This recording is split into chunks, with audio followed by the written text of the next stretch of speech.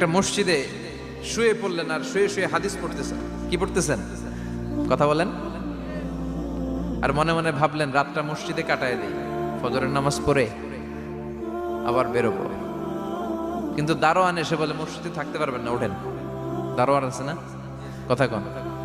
আহমদ ইবনে হাম্বল বললেন আমি শুধু রাতটা থাকতে চাই, আমি তো ফজরেরও মুসল্লি, ফজর নামাজ পড়বো তো এই মসজিদে, আমার থাকতে দাও। দারোয়ান তো দেয় না, কেন? মসজিদে থাকার জায়গা না, যান মিয়া। উনি যে আহমদ ইবনে হাম্বল এটা চিনে নাই, থাকতে দেয়। কি করবে এখন? উনি কাঁথা গুছিয়ে হাদিসের কিতাব নিয়ে কাঁধের মধ্যে ব্যাগ নিয়ে মসজিদ থেকে বেরোয় গেলেন। কি আর করবেন, প্রচন্ড শীত আর কাঁপতেছেন বুড়ো মানুষ। পথিমধ্যে দেখলেন বাজার একজন খাব্বাজ, শাবুন খাব্বাজ, যুবক রুটি বিক্রেতা। সে রুটি বিক্রি করে, চুলার মধ্যে রুটি সেকে। সে যে সালাম দিল আসসালামু আলাইকুম, যুবক বলে ওয়ালাইকুম আসসালাম। আহমদ ইবনে হাম্বল বলে যুবক আমার যাওয়ার জায়গা নেই, সফরে বেরিয়েছি, খুব শীতে কষ্ট পাচ্ছি, রাতে যদি তোমার এই চুলা থেকে একটু আগুন পোহাই কোনো সমস্যা? যুবক বলে না না সমস্যা না, আহলান ওয়া সাহলান, কোর্স আমতে আসেন আসেন, আপনি আগুন পোহাইলে আমার সমস্যা কি? সুবহানাল্লাহ পড়েন। আল্লাহ শুকরিয়া করে উনি বসলেন আর আগুন পোহাচ্ছেন। আর খেয়াল করলেন যুবক রুটি বানায় আর পরে আস্তাগফিরুল্লাহ, রুটির দলা বানায় পরে আস্তাগফিরুল্লাহ, খামির বানায় আর পরে আস্তাগফিরুল্লাহ, রুটি নিয়ে উনুনের ভিতরে চুলার ভিতরে সেকা দেয় আর পরে আস্তাগফিরুল্লাহ। দোকানদারের কাছে কেউ আসলেই সে রুটি দেয় আর পরে আস্তাগফিরুল্লাহ। ক্রেতার কাছ থেকে টাকা নিয়ে ক্যাশ বক্সে রাখে আর কি পড়ে, আবার রুটি বানানো শুরু করে আর কি পড়ে, খালি এইটাই পড়তেছে। ইমাম আহমদ ইবনে হাম্বল তো আবার কিরে, এটা আবার কেমন যুবক, খালি আস্তাগফিরুল্লাহ। উনি প্রশ্ন করলেন যুবক ঘটনা কি? আসার পর থেকেই তোমার দেখতেছি তুমি রুটি বানাও, রুটি বিক্রি করো আর পড়ো আস্তাগফিরুল্লাহ, মালাকা ইয়া শাবাব। যুবক বলে আস্তাগফিরুল্লাহ আমার সবচেয়ে বেশি পছন্দের আমল, আমি সব সময় আঠার মতো ইস্তেগফারের সাথে লেগে থাকি আর সব সময় পড়তে থাকি আস্তাগফিরুল্লাহ, আর এর বদৌলতে আল্লাহ আমারে মুস্তাজাবুদ দাওয়া বানিয়ে দিয়েছে। আহমদ ইবনে হাম্বল তো অবাক, আনতা মুস্তাজাবুদ দাওয়া, তুমি মুস্তাজাবুদ দাওয়া রুটিওয়ালা? আমি এত বছর হাদিস পড়াই, আমিও তো মুস্তাজাবুদ দাওয়া না, আর তুমি রুটি বেচো বাজারে, তুমি মুস্তাজাবুদ দাওয়া, তুমি দোয়া করলেই সব কবুল হয়ে যায়? যুবক বলে না আনা মুস্তাজাবুদ দাওয়া, আমি আমার জীবনে যত দোয়া করেছি কবুল করে নিয়েছে কে? সব দোয়া কবুল করে নিয়েছে আল্লাহ, একটা দোয়া ছাড়া। কয়টা? আহমদ ইবনে হাম্বলের কৌতূহল, কিউরিসিটি আরো বেড়ে গেল। কি? সব দোয়া কবুল হয়েছে একটা দোয়া ছাড়া? মাযালিকা দোয়া ইয়া শাব, কি সেই দোয়া? যুবক এবার বলতে শুরু করলো আমার জীবনে যে দোয়াটা আল্লাহ কবুল করে নাই সেটা হচ্ছে আমি আল্লাহর কাছে অনেক চেয়েছি, অনেক দোয়া করেছি যে আল্লাহ শুনেছি এই জামানার সবচেয়ে বড় মুহাদ্দিস, তার নাম নাকি ইমাম আহমদ ইবনে হাম্বল। আল্লাহ তোমার কাছে আমার চাওয়া আমি যেন এই ইমাম আহমদ ইবনে হাম্বলরে দেখে মরতে পারি, আমি যেন ইমাম আহমদ ইবনে হাম্বলের হাতে হাত রেখে মুসাফা করতে পারি আর তার কপালে একটা চুমু এঁকে দিতে পারি। আহমদ ইবনে হাম্বল আবেগপ্রবণ হয়ে গেলেন, চোখের পানি ছেড়ে দিলেন, বললেন যুবক তোমার এই দোয়াটাও কবুল হয়ে গিয়েছে। আহমদ ইবনে হাম্বলের দেখা সাক্ষাৎ পাওয়ার জন্য আহমদ ইবনে হাম্বলের বাড়িতে তোমার যাওয়ার দরকার নাই, আহমদ ইবনে হাম্বল তোমার দরবারে ছুটে এসেছে। আনা আহমদ ইবনে হাম্বল মুহাদ্দিসুদ দাহর, আমি নিজেই আহমদ ইবনে হাম্বল। যুবক চোখের পানি ছেড়ে দেয়, আহমদ ইবনে হাম্বল চোখের পানি ছেড়ে দেয়।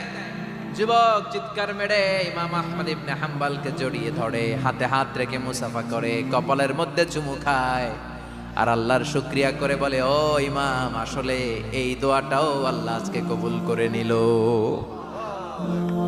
বিশ্বাস হয়? সবসময় ইস্তেগফার করলে আপনার দোয়াগুলোর এইভাবে কবুল করে নিবে কে? এই পাঁচটা জিনিস পাবেন সবসময় যদি ইস্তেগফারের সাথে লেগে থাকেন। রাজি আছেন তো? এজন্য বিশ্বনবী সব সময় নামাজে সালাম ফিরানোর পরে পড়তেন আস্তাগফিরুল্লাহ। কি পড়তেন? 3 বার পড়তেন আস্তাগফিরুল্লাহ, আস্তাগফিরুল্লাহ, আস্তাগফিরুল্লাহ। পড়তে রাজি আছেন?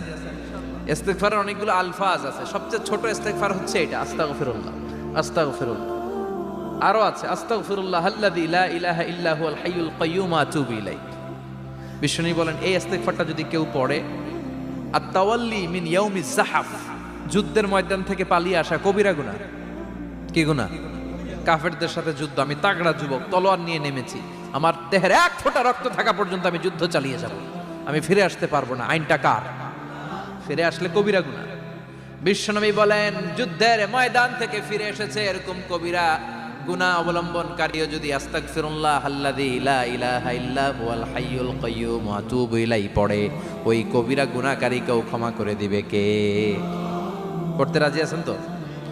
আবার সাইয়েদনা আবু বকর বললেন, ইয়া রাসূলুল্লাহ আল্লিমনি দুআআন আদউ বিহি ফি সালাতি, এমন দোয়া আপনি আমারে শিক্ষা দেন যে এই দোয়াটা আমি নামাজে পড়তে পারি।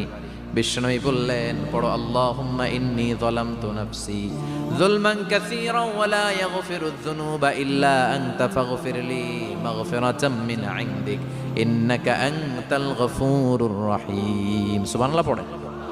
এটাও ইস্তেগফার। আমরা এটার বলে দোয়া মাসুরা, সালাম ফেরানোর আগে পড়ি না? যেখানেই ক্ষমা চাওয়ার কথা আছে ওইটারই কি বলে?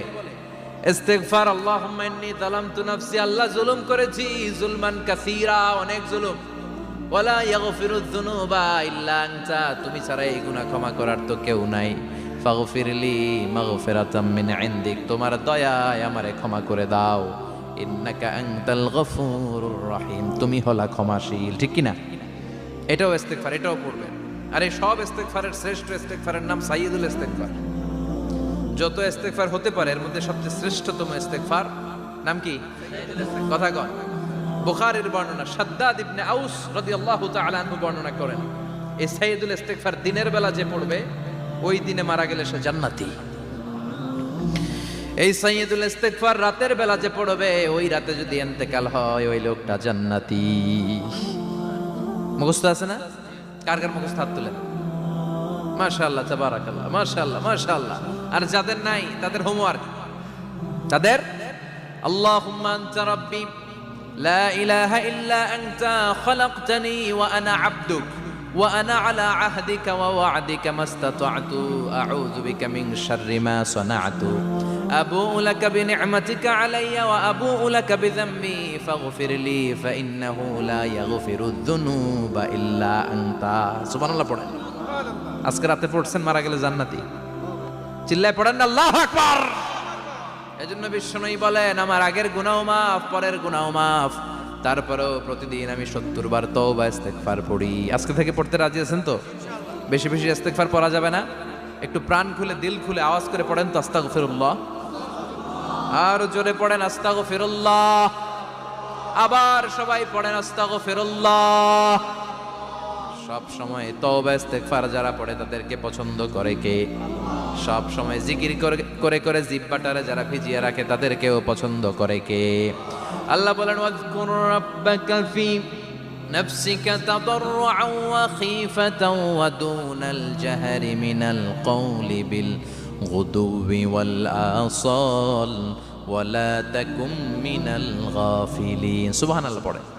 আল্লাহ বলেন, ওয়াজকুর রাব্বাকা ফি নাফসিক, আল্লাহরে মনে মনে ডাকো।